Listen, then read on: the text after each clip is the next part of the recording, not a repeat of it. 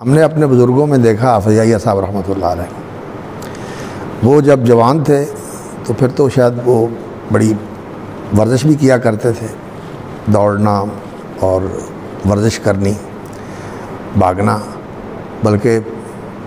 मैंने देखा तो नहीं, लेकिन वो बताते थे और हाफ़िज़ साहब कहते हैं कि हमने उनको देखा हुआ है कि वो ना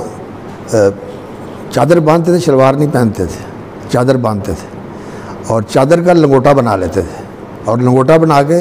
पाँव हाथों के ऊपर चलते थे, पाँव ऊपर करके हाथों के ऊपर चलते थे। तो यानी बड़ी जो है ना अपनी उन्होंने ऐसी ज़िंदगी बनाई हुई थी, मशक्क़त वाली ज़िंदगी। तो हमने उनको देखा कि वो जब हम चले जाते उनको मिलने के लिए तो पंखा चला लेते और जब उठ जाते तो पंखा बंद कर देते, पंखा भी नहीं चलाते थे, गर्मी में बैठते थे। तो इसका असर ये होता है कि इंसान की तबीयत के अंदर ना ये स्टेमिना होता है, ये तहम्मुल और ये इस्तेदाद होती है कि इंसान मुश्किल हालात में रह सकता है।